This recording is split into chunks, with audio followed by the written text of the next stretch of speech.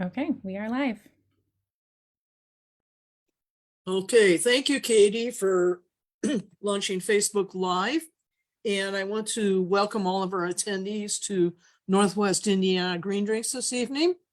And this is our 11th year, and we're approaching being just about halfway through the year.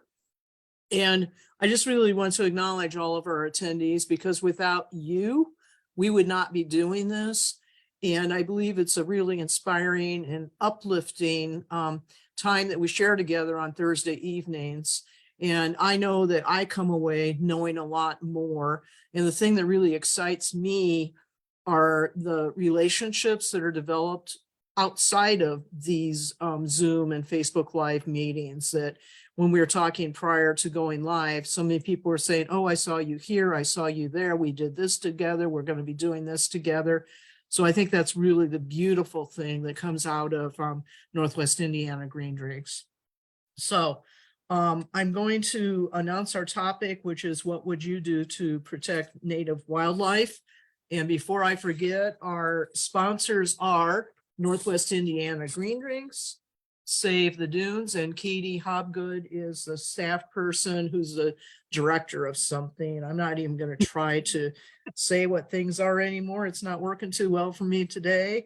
And Michigan City Sustainability Commission, plus 219 Green Connect, which is Kathy Sippel's organization, which does podcasts. They provide for us all of our platforms for sending you the MailChimp reminders, the announcements, and also for all of our social media support. And then our hosts this evening are 95.1 FM, AM 1420 WIMS. Their station is here in Michigan City, Indiana, and they broadcast from the Chicagoland area to southeastern Michigan. And Rick Federici is a big fan of ours, and he says, woohoo! So hello from him this evening. And then Humane Indiana Wildlife, of course, is with us this evening. So Katie, will you take care of whatever our housekeeping items are, please? Absolutely. Good evening, everyone. Welcome to everyone who is joining us via Zoom and via Facebook Live. So want to let you know that if you are joining us on Zoom this evening, that you are muted. When we get to the end, and if there's time, we'll allow everyone to unmute so that you can ask your questions directly. But in the meantime, we invite you to drop your questions whenever they occur to you into the chat or into the comments on Facebook Live. And with whatever time we have at the end, we'll get through as many of those as we can.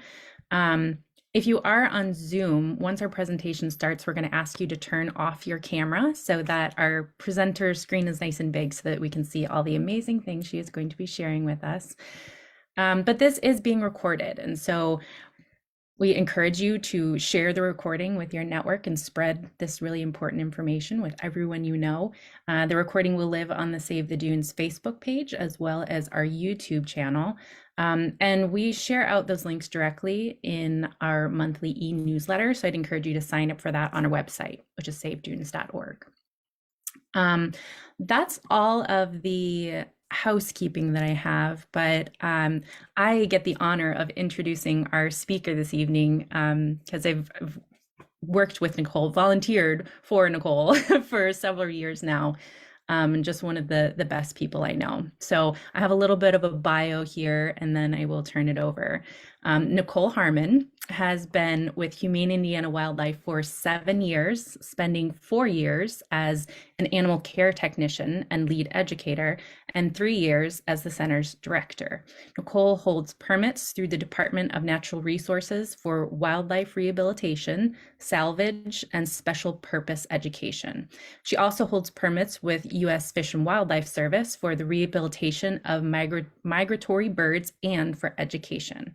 Prior to joining Humane Indiana, Nicole spent nearly 10 years as a zookeeper at various institutions in the Chicagoland and Northwest Indiana region, as well as 5 years collecting data on bat acoustic monitoring for the Indiana DNR. So without further ado, and Nancy, if you have nothing else, I'd like to turn it over to Nicole.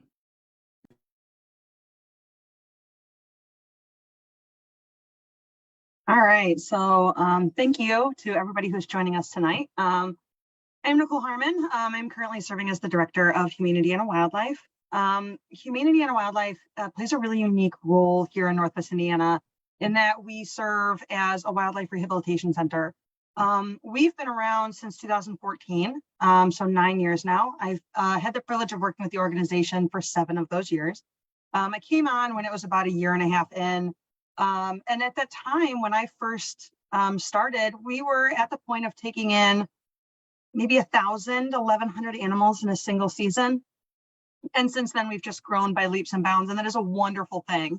To the point where now it's not uncommon for us to grace 3,000 animals in a season. Our record year is 3,244 animals, and that was in 2021. Last year was a little bit skewed due to avian influenza. We do have to be aware of different disease outbreaks and other things that are impacting our wildlife and trying to safeguard our center.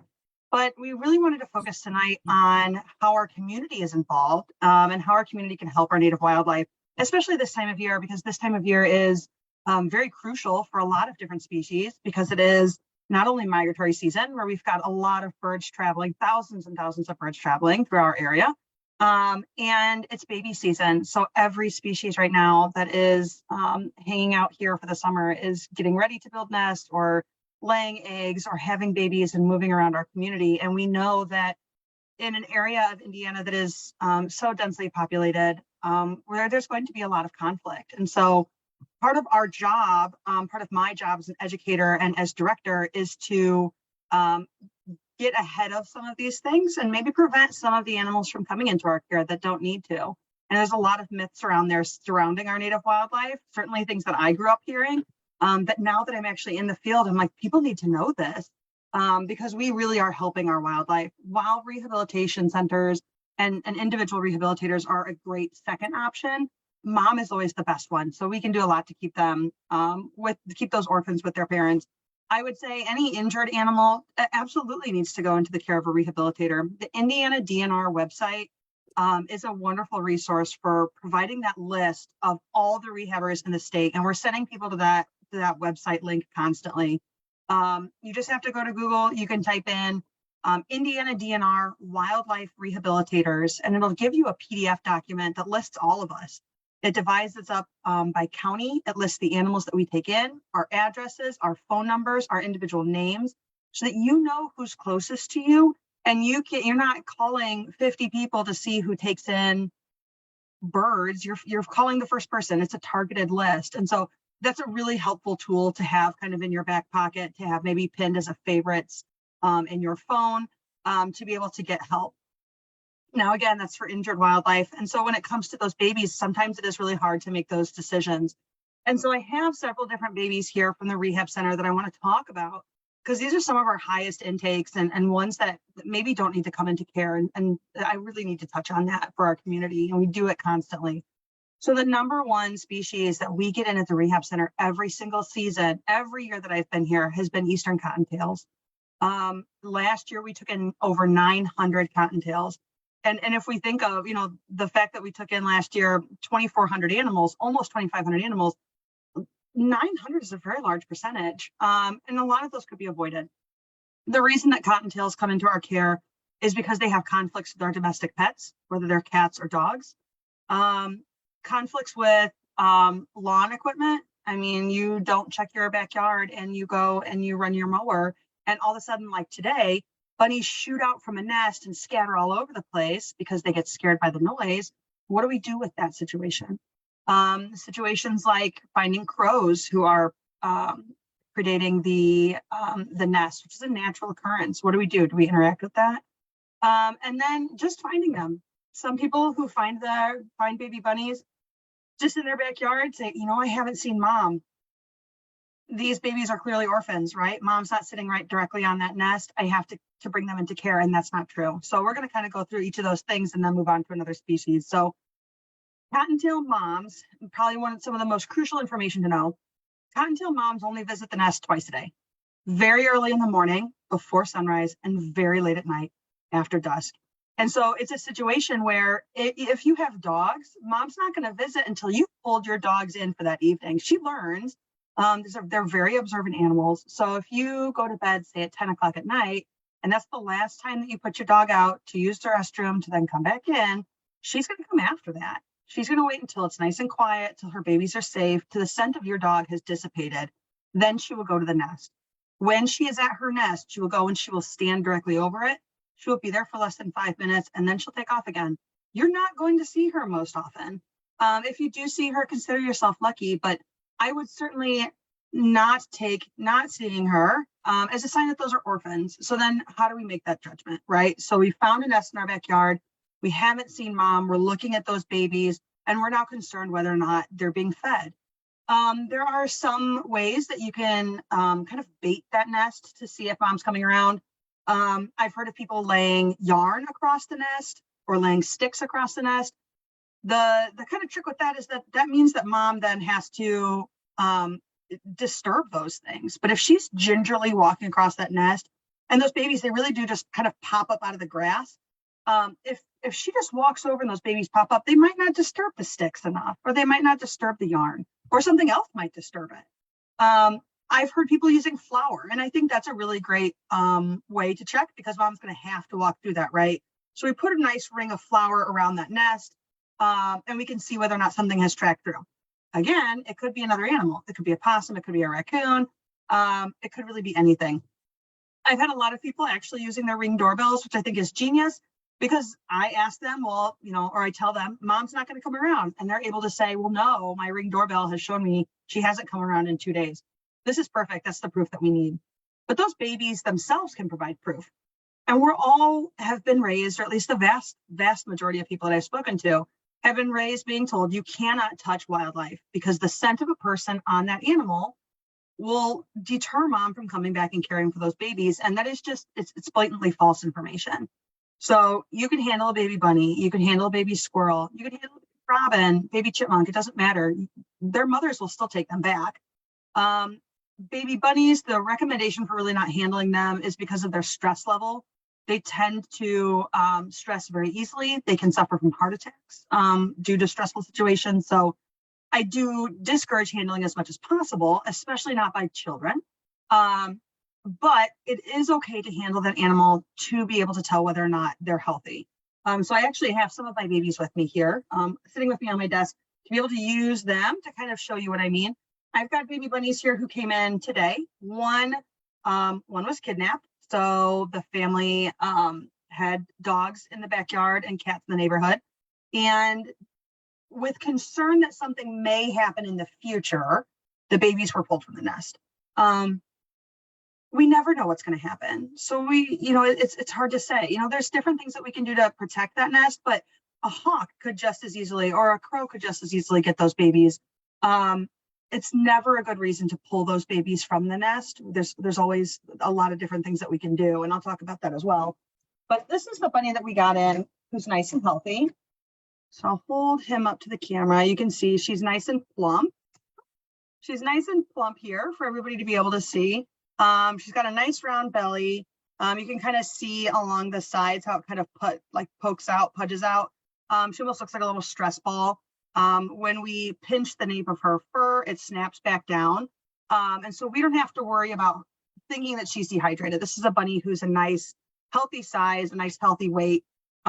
She would have been okay to stay in the nest. In contrast, I've got this bunny, who, if we look at him, is kind of very skinny. He's got a pudgy belly right now because I fed him about an hour ago. But when we pinch her skin, there's a lot more that I can get a hold of, and it wants to stay up. And so this is a bunny. When I look at her, she's very bony looking. I can see her hips. I can see her spine. I can also feel it pretty readily. What I generally tell people, especially with the smaller ones, is to take these guys and flip them over. And so we're going to look in this location on their belly. And what you can see in bunnies who are about this age is you can actually see their stomach and where all the milk is. And you can tell whether or not mom's been feeding them. In many cases, even for a bunny that's as furred as these guys are, when they come into our care, if I flip them over and I see milk in their stomach, I'm going to ask that you go and you take it back. It needs to stay inside that nest. So again, that concern, okay, I've got dogs in the backyard, or there's neighborhood cats. We did a Facebook post on our own Facebook page, which if you aren't following it, please do so. It's Humane Indiana Wildlife, of ways to protect the nest. Things like laundry hampers, rectangular laundry hampers that have little handholds. A 2-inch by 3-inch space is more than large enough for mom to be able to get in and out and feed those babies. That upside down, kind of domed over the nest, is perfect for keeping that nest safe. It also gives those babies the opportunity to come out of the nest a little bit and forage on grass and continue to grow in a nice, safe space. Mom can still access them. If you have a very persistent dog like I do at home, who would want to nose that laundry basket or kind of dig underneath it or push it over, climb on top of it, you can use something like a cinder block or heavy bricks, whatever you have, to weigh it down. I've had somebody say they used a lawn chair on top of it. Perfect. Get creative. Weigh that laundry basket down and prevent the dog from kind of nudging it to the side. What I was really happy to see when we made that Facebook post on our page was people then sharing what they used with good success. I had somebody post a picture of their kid's hockey net that they had placed over the nest and it worked successfully. Somebody had put a wire dog kennel. Somebody else had put a tomato cage over it. Somebody else had put a milk carton. What you're really looking to do is to prevent your dog or prevent a cat easy access to that nest. Sometimes if that animal is really persistent, that means you might have to leash your dog for a little while, maybe take him out front for a little bit, or just stand over the nest if you need to when you take your dog outside to prevent him from getting to it. Baby bunnies grow remarkably fast. By the time they're 10 days old, their eyes are open. They're pretty well frilly furred. By the time they're 15 days old, their ears are standing straight up. By the time they're 23 days old, they're out of the nest and they're gone and they're on their own. Now, that's another kind of tricky time for them because they still look very small. And the concern is, okay, this is a very small rabbit and I see him in my backyard. Does this need to be brought in? Our rule of thumb is that if it is bigger than a baseball or if it's bigger than like a large apple, he's on his own. Or if you ever have to struggle to catch a baby bunny, if you find yourself having to chase it at all, leave him. We kind of have a token phrase around here, just like put the bunny back. Nope, it's fine. Just put the bunny back. And of course, when in doubt, please call the rehabilitation center and we can walk you through it. Now, one time that is always necessary to not only bring in baby bunnies, but any young wildlife or any wildlife in general is when it is caught by a cat. There are a lot of outdoor cats in our area, and we know this, but the bacteria in a cat's mouth is so potent that without treatment of an antibiotic, 95% of animals will die. Just from a small interaction, just that cat carrying that animal in its mouth can result in the death of that animal. We have to get them on antibiotics, and even getting them on antibiotics can be, their mortality rate is still fairly high just because of how potent that bacteria is. And when we have animals who have either been in our cat's mouths or been in our dog's mouth, and we look at them and we say, they look fine, they're covered in slobber, there's probably not any wounds.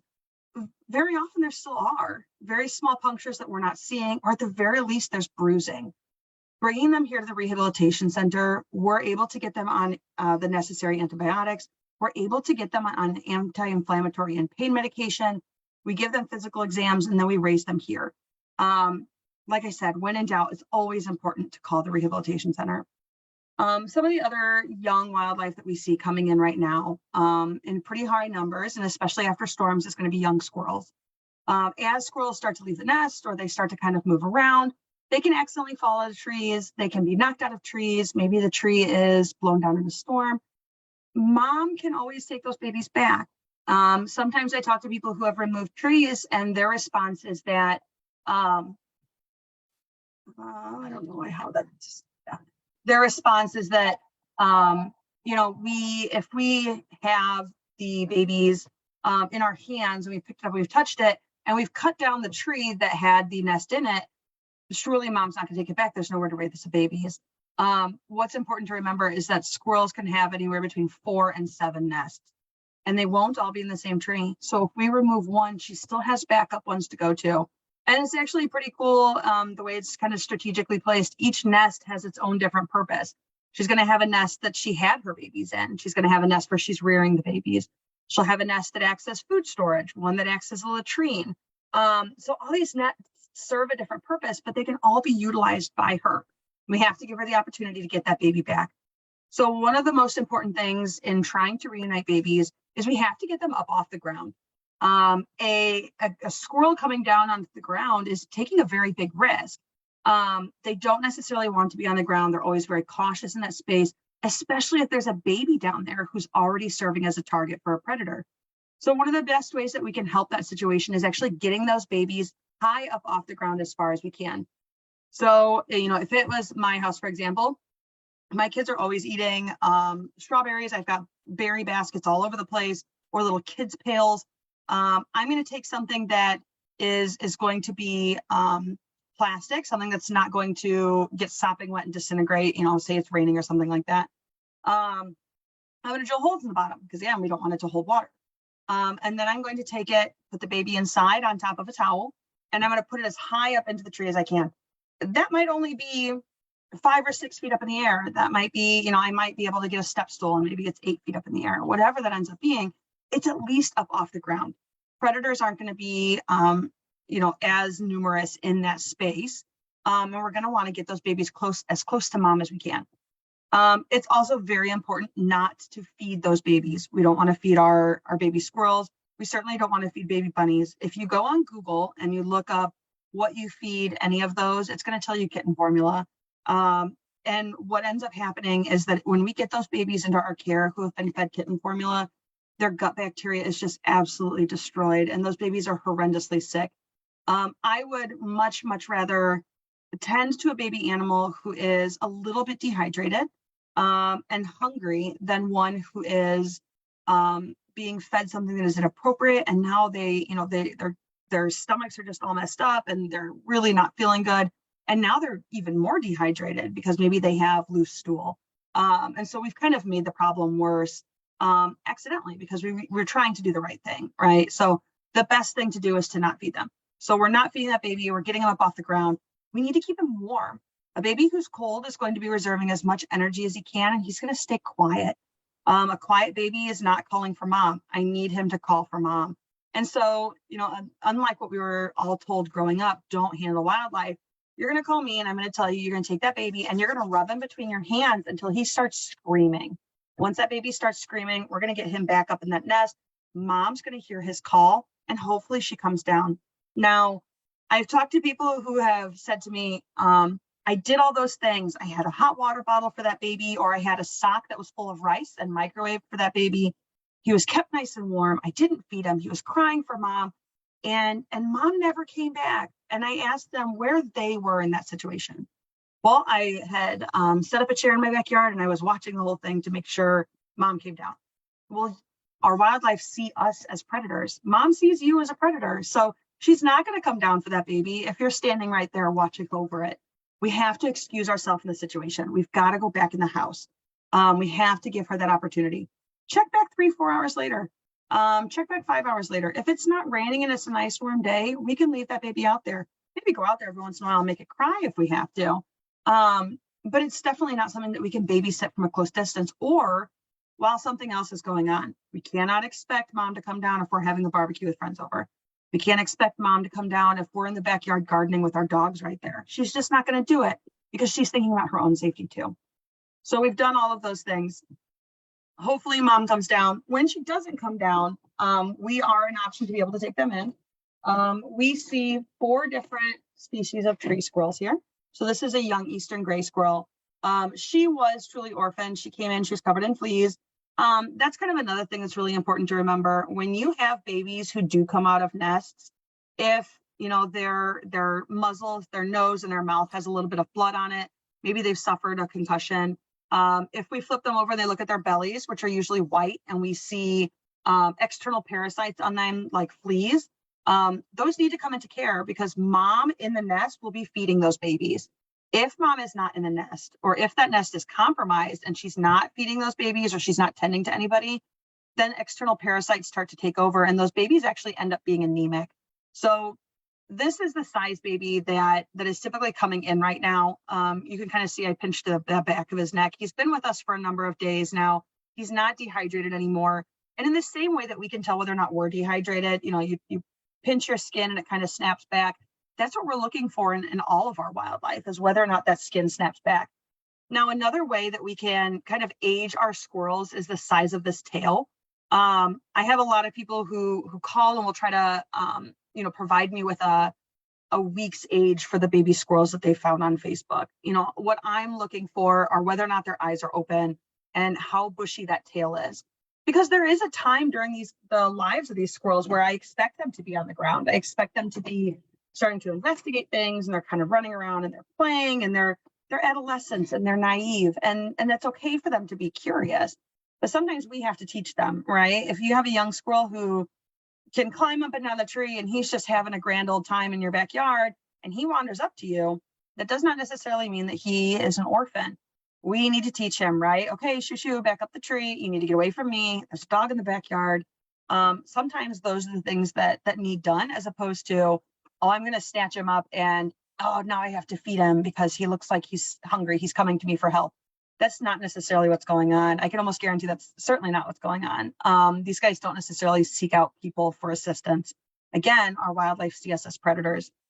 There is one species, though, that we have here that anytime we find them as babies, when they are less than 8 inches long, they have to come into rehab, and that's our possums.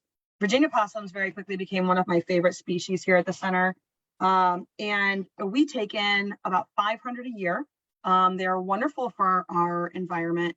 Right now we're seeing ones coming in this size, which this little guy is, there you go, 45 grams. Should definitely still be inside mom's pouch. We have some that are all the way up to 175 grams. Now, these babies can come off of mom's pouch for a number of reasons. If mom is hit by a car, and she has been killed, unfortunately, she could be on the side of the road or in the middle of the road with babies in her pouch. When they're this size, you will actually see the pouch moving around. So we know that they need help, but it's always worth, if it's safe for you to do so, stopping and checking to see whether or not she has babies in those pouches. The other thing is that you could have babies who come out and they've detached themselves and they're climbing around on top of mom if she is deceased. We also have situations like this one where mom was grabbed by a dog and the dog shook mom. And when he shook mom, the baby flew out of the pouch. This was the only baby that the homeowner found. That's not to say there weren't more, but sometimes it is just one that falls out. A possum's pouch can have up to 13 babies inside. And so there can be a number of them that kind of get expelled when you have a situation that mom experiences trauma. There are other times too, when those babies start to get a little bit bigger, where they'll come out of mom's pouch and they'll ride around on her back. I always tell kids that mom then acts like a school bus. And she carries on with all of her foraging and kind of moving around in her territory. And when she stops, the babies will disembark mom's back and forage themselves. But then if something scares mom and she takes off, she's not going to pause to let the babies hop back on. She's gone. She's going to worry about herself first. And in that instance, we may end up with orphan babies then. If they don't jump back on fast enough, if mom takes off, if mom's running and somebody, gets thrown off, or mom, squeezes underneath a fence and somebody gets, pulled off. There's any number of reasons that those babies can be orphaned. But anytime they are less than 8 inches long, and that's just their body size, anytime they are less than 8 inches, they have to come into rehabilitation. It is always worth sending us a picture on Facebook, calling us. I mean, I always tell people too, if it's smaller than your forearm, or it's not quite the size of a football, he needs to come into the care of the rehab center. I always also discourage people from trying to raise possums on their own. And I know they're incredibly cute. We had to talk to somebody about this today. I know you want to raise that baby possum because he's just adorable, but these guys do suffer from something called metabolic bone disease when they're raised on an inappropriate diet. And so bringing them to the rehabilitation center is always very important. Kind of the last one that is a major impact are fledgling birds, and they tend to be kidnapped just as much as our cottontails. And the reason is because people don't necessarily realize that young birds can spend up to 2 weeks on the ground. And during that time, mom is still tending to them, but mom is kind of giving them a little bit of tough love. Now you need to learn how to forage. Now you need to learn how to fly. The moms are going to come by less often, but that doesn't mean that they're not keeping an eye on them. There's been numerous times where I'll have people call and we're on the phone together and somebody says, I've got a young robin here. He's on the ground. I think he's an orphan. And in the background of that phone call is a very angry robin screaming at that person. And I can hear that. No, mom's right there. I can hear her in the background. Leave the baby alone. Just let him do his thing. We can also not take those babies from the backyard to the front yard and expect mom to know where that baby went. She's not going to realize. You cannot show her the baby and say, okay, follow me. She's not going to do that. We have to let those babies be where they are. And sometimes that can be inconvenient. I understand that because we have our domestic pets and we have our backyards that we want to let our children play in. But wildlife grow very, very quickly. And, you know, it's the least of what we can do for them by giving them just a little bit of space that we share. You know, it's really important for us to remember that there are just millions of wildlife that we're living amongst and who are living amongst us, that just by being conscious of them, by taking a moment just to acknowledge them, we can do a lot to keep them safe. And certainly some of the things that we were talking about, by having wonderful green spaces and supporting prairies in our communities and all those different wonderful efforts, go so far to helping our native wildlife. And by taking those steps, we are inadvertently helping them. But it's things like leaving babies to be with their moms, taking that time out to take an injured animal to the rehab center, helping those turtles cross the road in the direction they're going and not taking them somewhere else, or not bringing them into our own care. All those things play a big role in supporting our wildlife. Not using poisons is very, very important. It sounds like common sense, but it never fails. I go to visit a community partner and maybe there's a bait box for mice there, and we have to have a little bit of a tough conversation about how that is not supporting native wildlife. Or doing things like not throwing compostable materials out of our car windows while we're driving. And I'm talking about things like apple cores, orange peels, banana peels. We can't throw those out our window. And yes, they do decompose and they will get eaten by wildlife, but that's the point. When we throw something out our window, and I used to do this in high school, and that's kind of the lesson that I always share with people. I used to do this. I would drive from Portage to Andrena in Maryville every day for high school. And on my way, I would eat an apple for breakfast and I would drive the back roads. And when I finished it, I would roll down my window and just chuck that apple out. And now looking back on it, I was bringing animals close to the road, and people don't realize that. And so when we bring maybe those smaller prey items, say it's just a mouse or say it's a possum even, and they're feeding on that apple core, that banana peel right close to the road, they could be hit. And then if they get hit, then that's bringing the predators close to the road. And then things like owls and eagles get hit. I will never remember one of the first bald eagle calls that I received after I became director came from somebody who called who had seen a bald eagle on the toll road. Bald eagle had been hit and was deceased on the side of the road on the toll road. Next to it was sitting a raccoon, and next to that raccoon was sitting a McDonald's bag. So we can connect all the dots there. And that very easily could have been avoided. And yes, I know the McDonald's bag and everything is probably not compostable, but still the way that we litter, no matter what it is, ends up directly impacting our wildlife. And that's something so simple that we can just take with us to take home and dispose of in the proper place.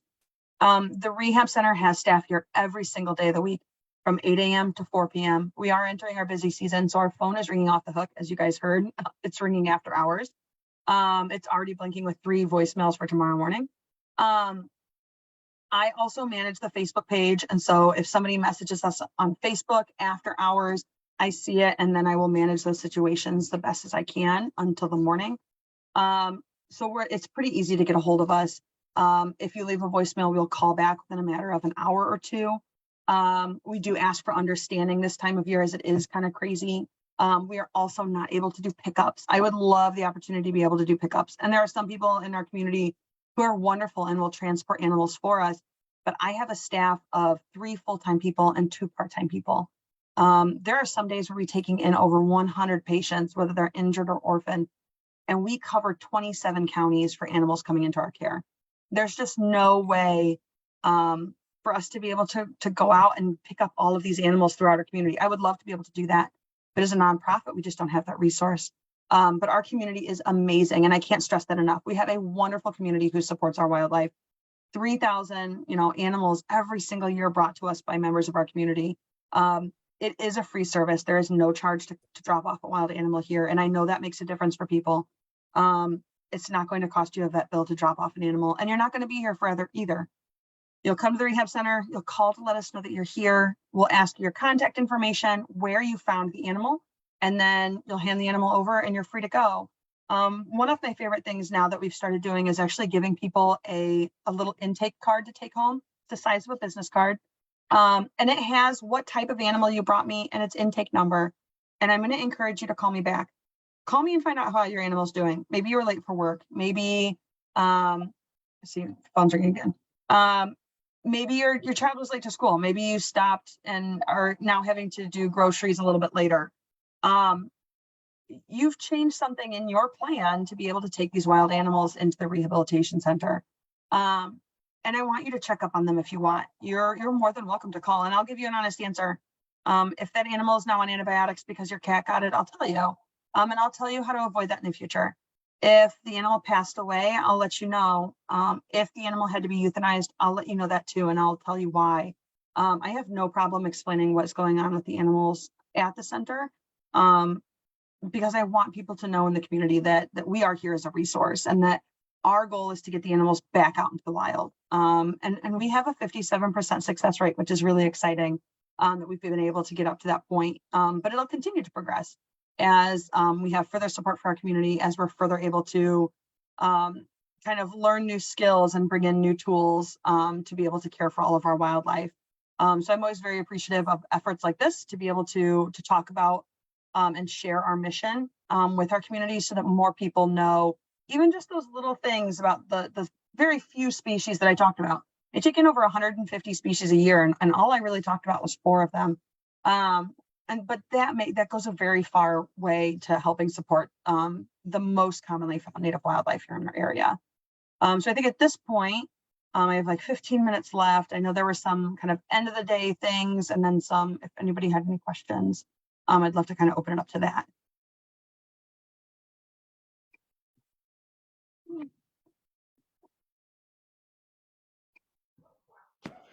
That was awesome. Thank you so much, Nicole. I never tire of hearing hearing you talk about wildlife, and getting to see them is a bonus. So I don't see any questions right now. Please feel free to put those in chat if you have them.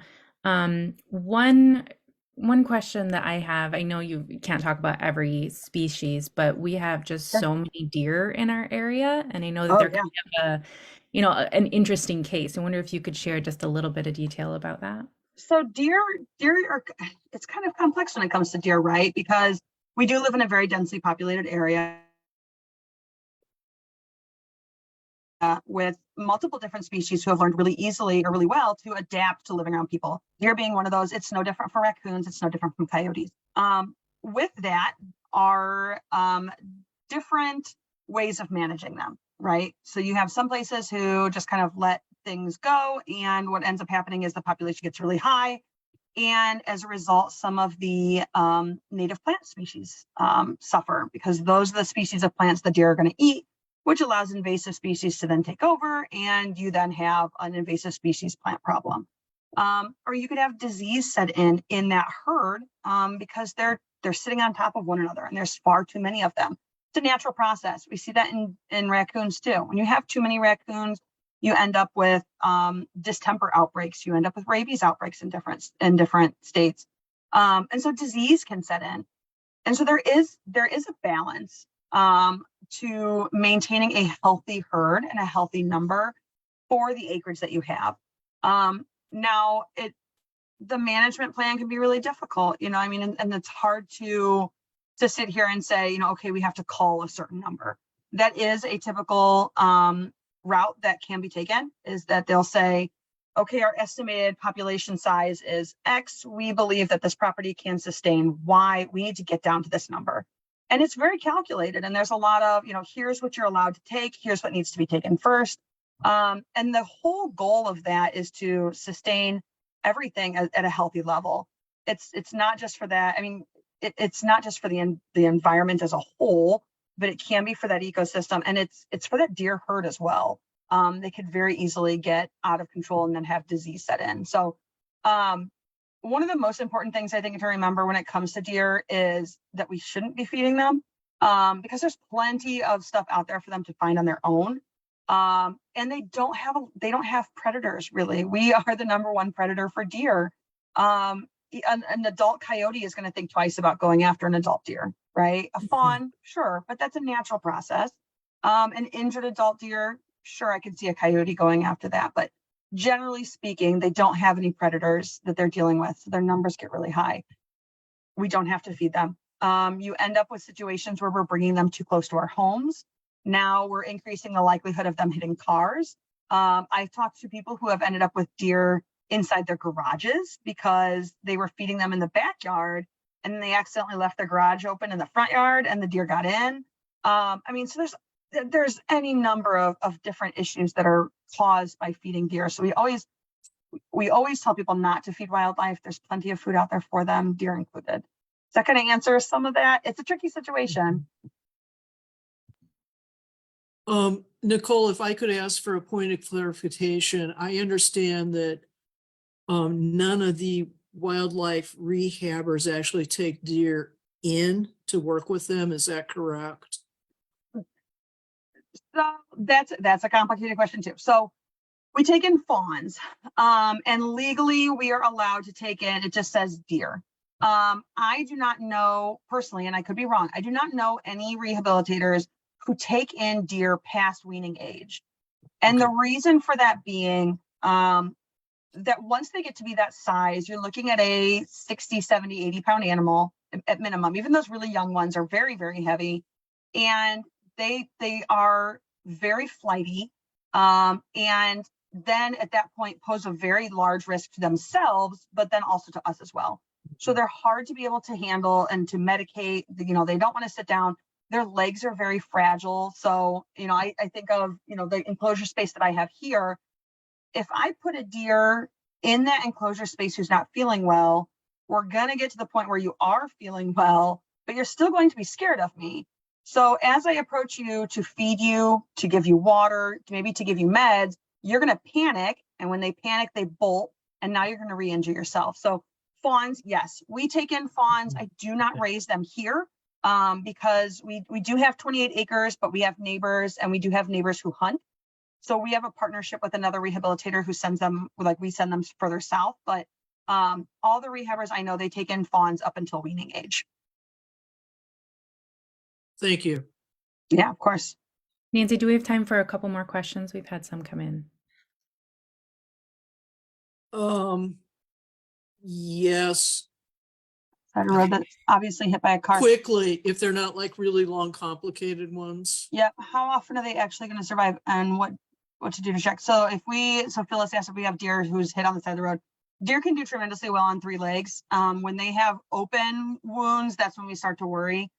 Anything that is down for more than 24 hours, we can call the sheriff's department or Indiana DNR, and they will send an officer most of the time out to dispatch it in the field. That's going to be the humane thing to do for that animal. Somebody had asked about Animal Help Now. So Animal Help Now is a wonderful app that has kind of combined a bunch of different resources for helping wildlife. We are listed on there as well. It'll connect you to the folks who are closest to you. Absolutely, having Animal Help Now as a resource is going to be a wonderful tool to have. We've been trying to dispel that information as often as possible too. There was one further up about. Oh, sorry. Katie, are you going to get to Doug Ross's question there? Yeah, Tanya had one further up. What should you do if you find a newborn bird with no feathers and closed eyes in our yard? Yeah, so I would try to get him, if you can tell what nest he came out of, get him back in that nest. And here's something that we do too. If you say, let's pretend it's a robin, and you have multiple robin nests in your backyard, and he came out of one, but you can't reach it, but you know, robin nest B has chicks, they're about the same age, and that nest doesn't have more than 4 babies, stick that baby inside that robin nest. I mean, the babies have to match. It's got to be the right species. But you can have a surrogate mom, that works. But anytime those babies have their eyes closed, we want to try to get it back in the nest. If we cannot do that, it needs to come to the rehabber. whether it's us or somebody else, no food, no water. People want to give baby birds water. It's just like a newborn human. You don't feed baby humans water until they're about a year old. Baby birds do not drink water. That's one of the number one biggest mistakes we make with those guys. Okay. And then last question from Doug. Is there any suggestions you have for people with acreage on how they can have wildlife habitat on their property? So I think it really is, it's a lot of managing some of the invasive species that you have there. Will definitely help to bring them in, and then planting some native species, whether that's native tree species or wildflowers, or having a pollinator garden, or just starting a prairie. The animals will come once that habitat is there, certainly. It's just setting the right runway for them. Great. Okay, we will bring our question and answer period to a formal close right now. We want to move into announcements, and I really do want to allow more time beginning today, so we do have 5 minutes left for that. Our next Northwest Indiana Green Drinks is going to be on Thursday, June 1st, and it's going to be on some sort of outdoor activity. I have a couple feelers out there, and I'm just waiting for responses from people on availability. And I think this is going to be a great time to do that, because we're all looking at the outdoors and the beautiful weather, and we're wanting to get out and do more things. Green Drinks meets the first Thursdays of the month, and I'm just going to let everybody know we will be taking our traditional July break when we will not meet, so we can spend time with our family and friends outdoors. This coming Saturday is the opening of the Michigan City Farmers Market, and that'll be Saturday, May 6th from 8 a.m. to 12 noon. Excitingly, the Michigan City Tree Board is handing out hundreds of free native trees. And these trees are good for our butterflies, birds, bugs, and bees. And I'm calling these our 4Bs. So please get your way on over to the farmers market, because I know they would like for all these trees to find good homes and to be planted and to be looked after. Kathy Sipple, you do have time. Please make your announcement for our friend Jim Poyser. Thank you. I appreciate that. I put it in chat. This is kind of a special thing. If you know any educators or small farmers, there's going to be a 3-day conference in South Bend on food farming and sustainability. And it's going to be for people who want to develop partnerships between farm and school. So there's a link in chat, but it's Good Shepherd Montessori School in South Bend. So if you happen to be listening to replay and you can't click on the link, you could probably Google them and find it on there. And I'm just putting a link in chat too for our community page for the National Wildlife Federation. So that's nwf.org, and you can go to community certifications. I love that it was just mentioned native plants are a great way to feed wildlife naturally. And there's a lot of native plant sales coming up. I'm not going to try to repeat them all, but if you go to our community page, it'll have all those events. And thank you, Nancy, for allowing me to do that. No, you're very welcome, Kathy. Does anybody else have any announcement they'd like to make regarding anything green happening? It's an opportunity to do that now if you are interested. If I can mention, Save the Dunes is currently hiring a full-time community engagement coordinator. That application is open for about a week and a half more. So you can go to our website, savedunes.org, to see the application and how to apply. If I can add to that, Save the Dunes has a phenomenal team together, and I know they work hard, but they also have lots of fun together. So if you really enjoy meeting people and have experience in engaging diverse communities, this is really a great opportunity.